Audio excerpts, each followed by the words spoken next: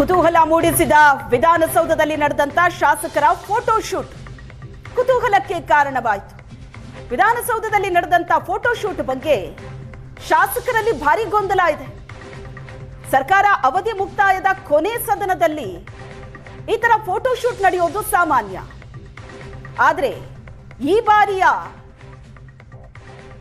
ಅಧಿವೇಶನದಲ್ಲಿ ಈ photo shoot ಶಾಸಕರಿಗೂ ಕೂಡ ಗೊಂದಲ ಮೂಡಿಸಿದೆ.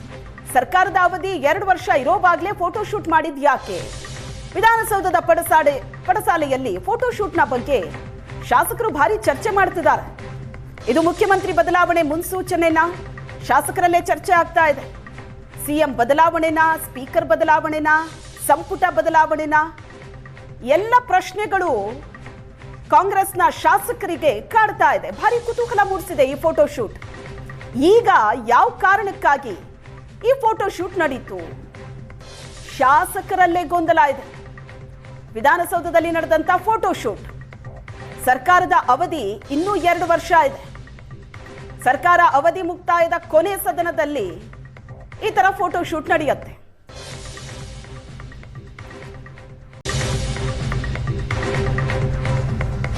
ಕುತೂಹಲ ಮೂಡಿಸಿದ ವಿಧಾನಸೌಧದಲ್ಲಿ ನಡೆದಂತ ಶಾಸಕರ ಫೋಟೋ ಶೂಟ್ ಕುತೂಹಲಕ್ಕೆ ಕಾರಣವಾಯಿತು.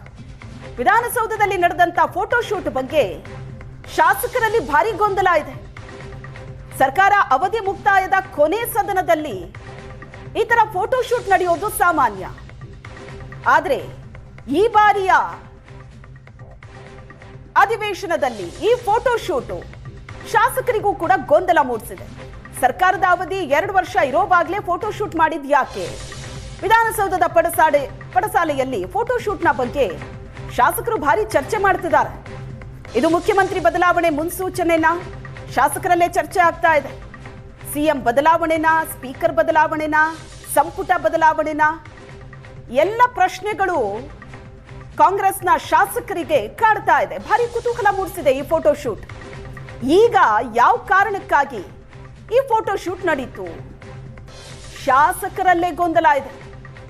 ವಿಧಾನಸೌಧದಲ್ಲಿ ನಡೆದಂತ ಫೋಟೋ ಶೂಟ್, ಸರ್ಕಾರದ ಅವಧಿ ಇನ್ನೂ 2 ವರ್ಷ ಇದೆ.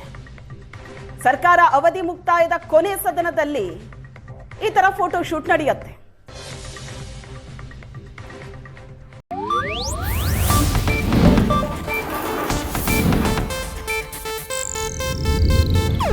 ಇದು ಏಷ್ಯಾನೆಟ್ ನ್ಯೂಸ್ ನೆಟ್ವರ್ಕ್ ಪ್ರಸ್ತುತಿ.